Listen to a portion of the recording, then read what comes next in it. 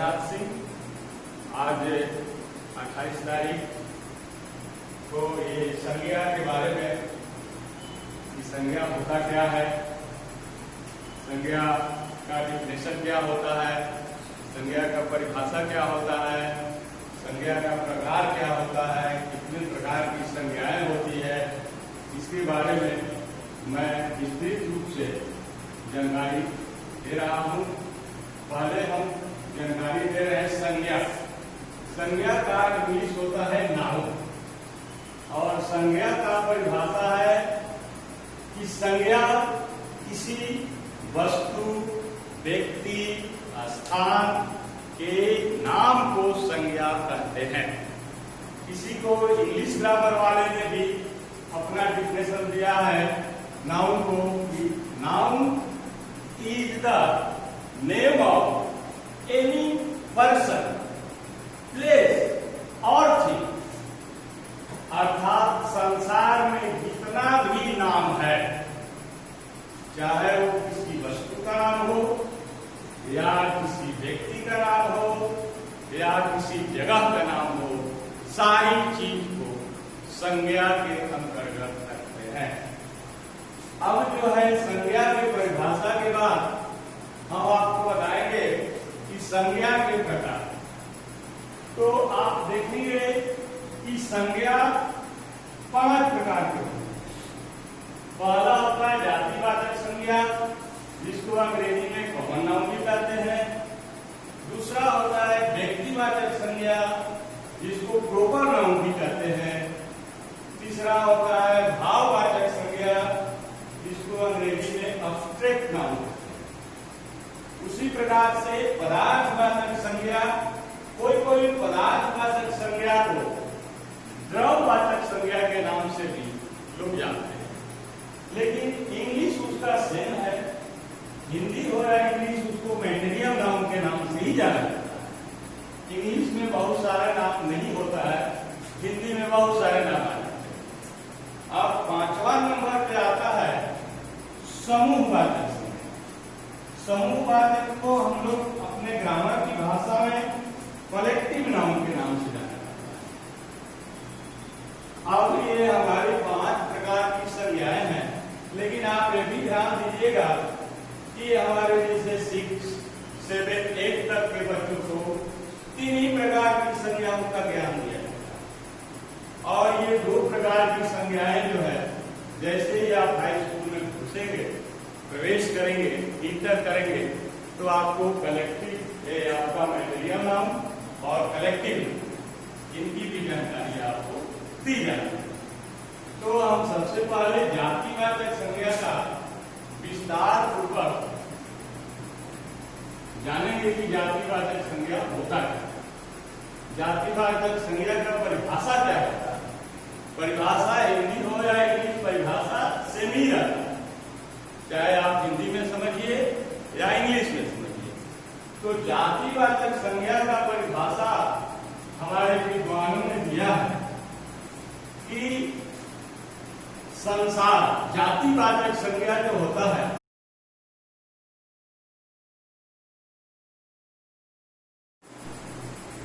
संज्ञा के प्रकार का माने पहला जो नंबर है जातिवाचक संज्ञा, जिसको हम लोग अंग्रेजी में कॉमन नाउन कहते हैं।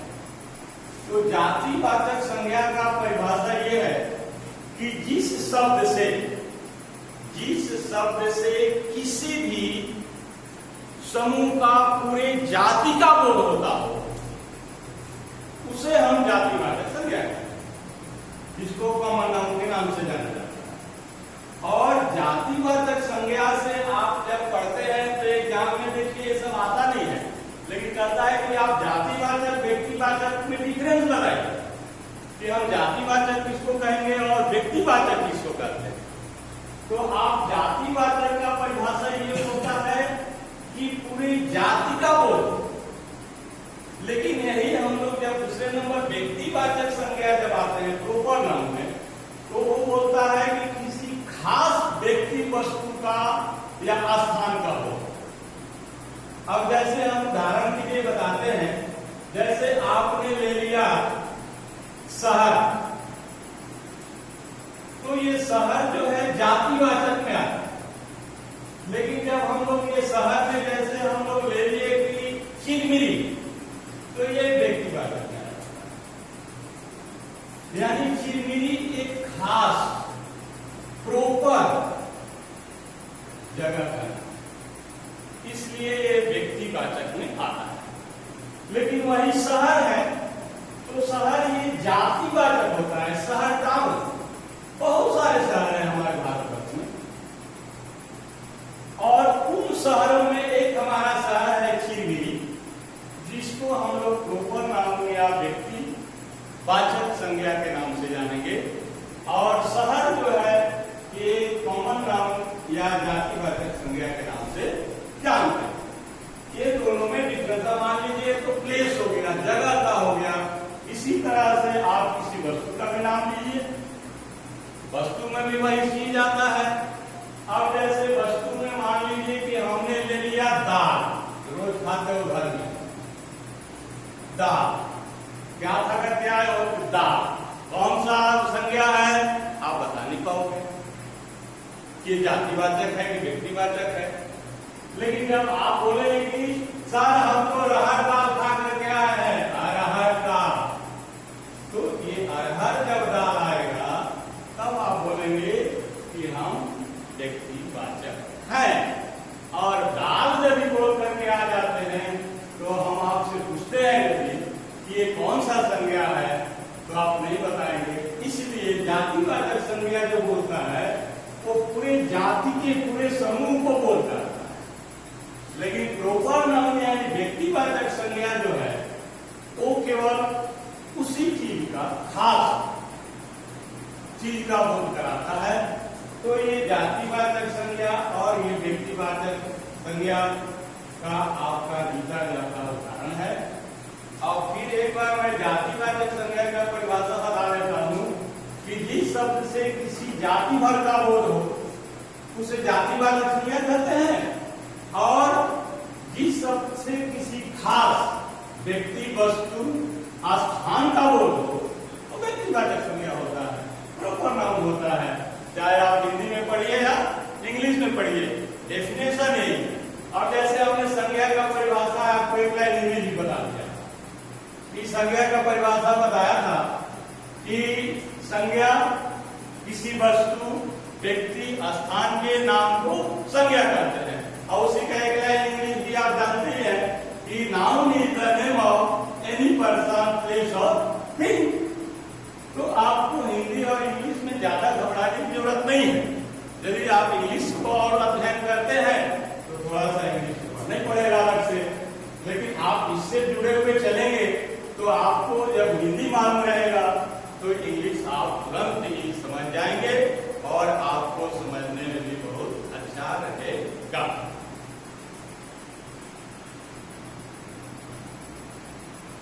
तो अभी हम लोग जातिवाचक संज्ञा समझ गए, व्यक्तिवाचक समझ गए। अब इसके बाद आता है भाववाचक संज्ञा, अर्थात अब्स्ट्रैक्ट नाउन।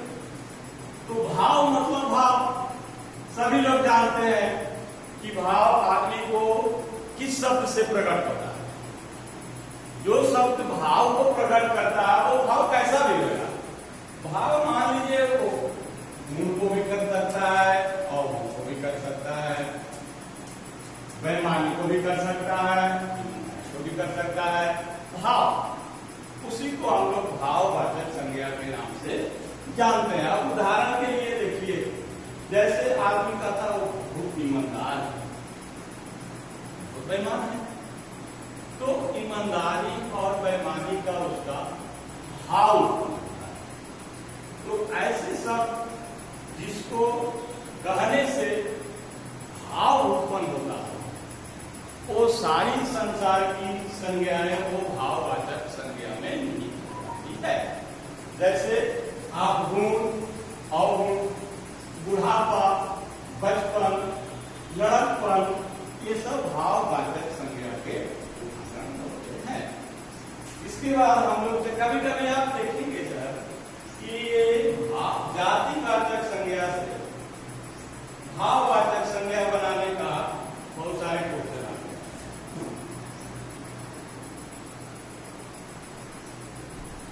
अब जैसे मान लीजिए कि जैसे आप आता है कि भाववाचक संज्ञा जो है, भाववाचक संज्ञा का यही परिभाषा होता है कि जिस शब्द से भाव का उत्पन्न हो भाववाचक संज्ञा कहते हैं। जैसे लड़कपन, बुढ़ापा, ईमानदारी, बेईमानी।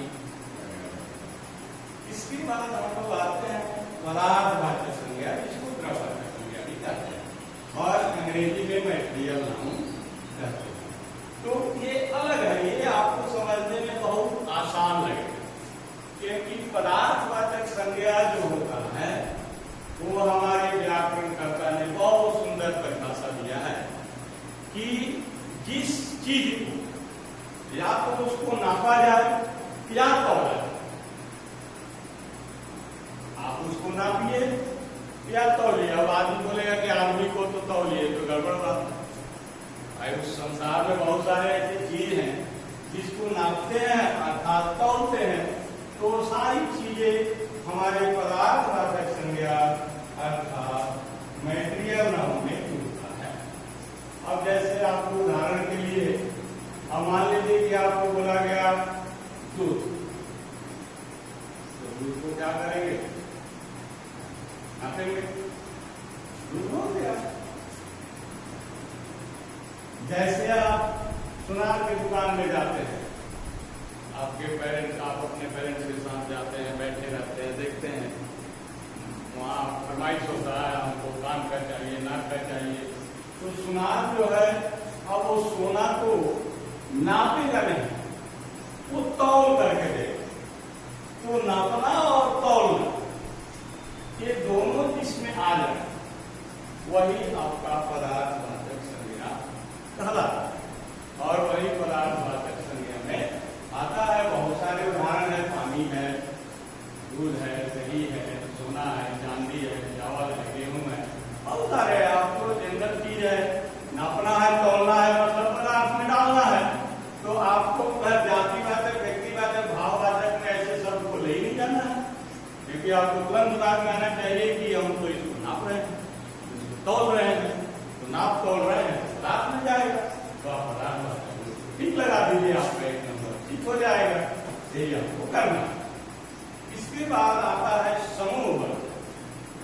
समूहवाचक को बोलते हैं कलेक्टिव नाउन। तो समूह मतलब होता है ग्रुप। अब ऐसा शब्द आप ढूंढिए ना भाई, जिससे एक ग्रुप होता है, एक समूह बनता है। अब आप वैसे शब्द जब आप बोलेंगे तो आपको लगेगा, क्योंकि वो सभी सारे शब्द हैं हमारे संसार में, चल रहे हैं, घूम रहे हैं, हम पढ़ रहे हैं, लेकिन उसको पकड़ नहीं पा रहे हैं कि ये शब्द को हम कैसे 4-5 भाग में बांटें। लेकिन जब आप परिभाषा को जानेंगे तब ही आप बांट पाएंगे कि कौन सा शब्द समूहवाचक में जाएगा, पदार्थवाचक में जाएगा, भाववाचक में जाएगा, व्यक्तिवाचक में जाएगा और जातिवाचक में जाएगा। अब जैसे समूहवाचक का देखिए, आपको जीता जागता एक उदाहरण देता है। इतने सारे बैठे रहते हैं, आप लोग क्या कहलाते हैं? क्या नाम है? तो आपका नाम है विद्यार्थी। ये जो शब्द है विद्यार्थी कहने से समूह दर्शाता है। ये विद्यार्थी जो शब्द है ये समूह का। अब जैसे मोदी जी सबको भेज रहे हैं, तो सबको नहीं भेज रहे हैं, मात्र भेज रहे हैं किसको? सेना, आर्मी को भेज रहे हैं। तो आर्मी समूह, सेना समूह। और वहां जाकर के लोग अब ये नहीं बोलेंगे कि जगन्नाथ सर जाइए, तो जगन्नाथ सर जब नाम आ गया तो समूह में जगन्नाथ सर नहीं जाएंगे। लेकिन जगन्नाथ सर जब सेना में काम करते हैं और आदेश आता है तो हम सेना शब्द के साथ जुड़ कर जाएंगे, वहां हमको कहेंगे सेना, तब हम समूहवाचक संज्ञा में आएंगे। तो इसी प्रकार से आपको शब्दों को खोजना है। वो कब खोलेंगे? जब आपको परिभाषा मालूम रहेगा तब। तो इस प्रकार आपका ये संज्ञा के 5 प्रकार आपको बताया गया, जिसका आप अंग्रेजी में noun, common noun, proper noun, abstract noun, material noun, collective noun और सभी का परेशानी होता है तो बाद में भी आप व्हाट्सएप के माध्यम से, मोबाइल के माध्यम से आप संपर्क कर सकते हैं, पूछ सकते हैं कि सर ये कौन सा ये शब्द है और ये कौन सा संज्ञा में जाए, तो मैं आपकी सेवा करने के लिए